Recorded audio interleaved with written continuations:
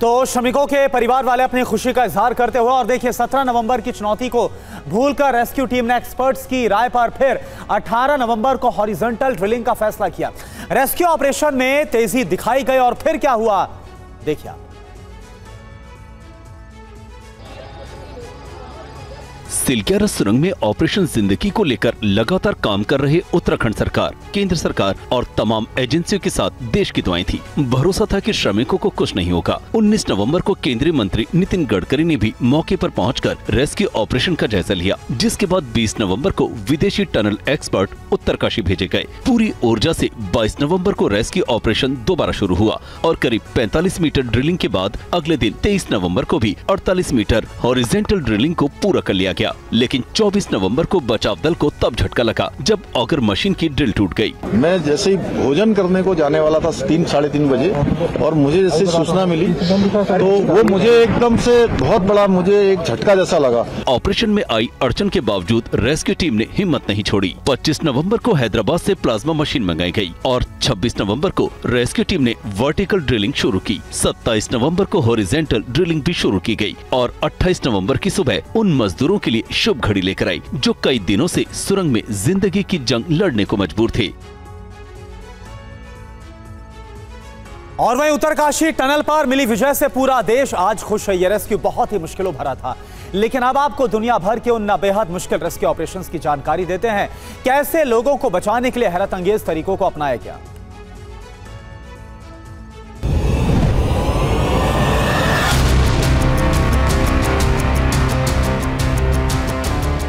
जब जब दुनिया में सबसे खतरनाक रेस्क्यू ऑपरेशंस की बात होगी, उसमें थाईलैंड का जिक्र जरूर होगा। तारीख थी 23 जून 2018।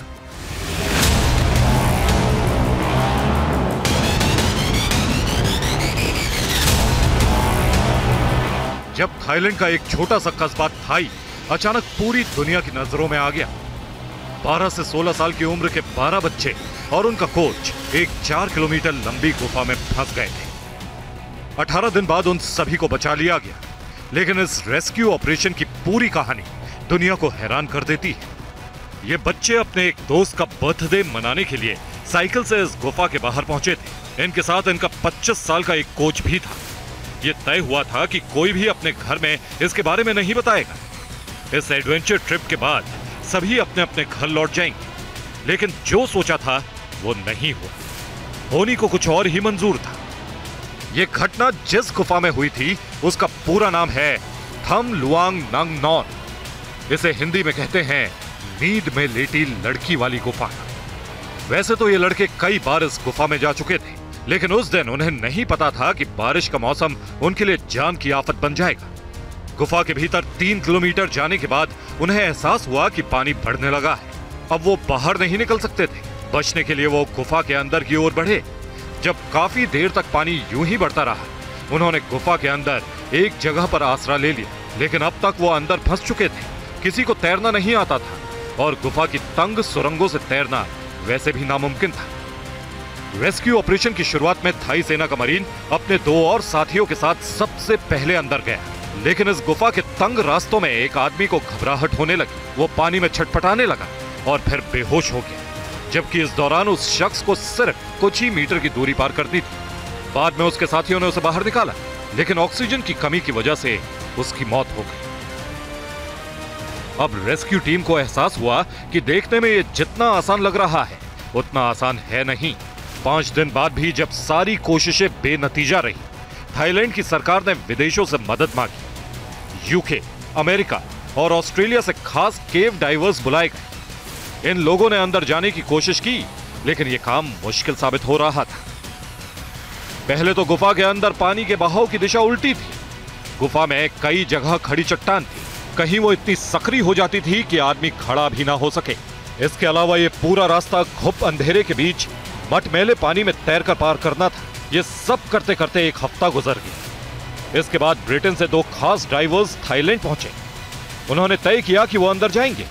वो अपने साथ एक रस्सी लेकर बढ़े ताकि वापस आने का रास्ता आसान हो सके। 8 दिन बाद उन ब्रिटिश डाइवर्स ने बच्चों को ढूंढ लिया। How many of you? 13. Brilliant. It's okay. Many people are coming.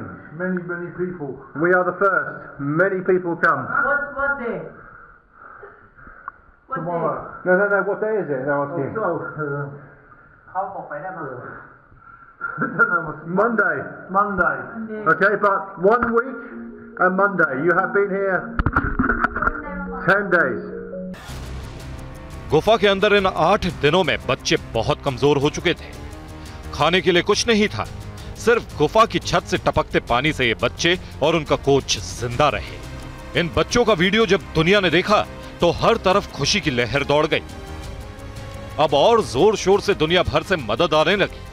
अगले कुछ दिनों में बच्चों तक ऑक्सीजन के सिलेंडर और खाने पीने का सामान पहुंचाया गया।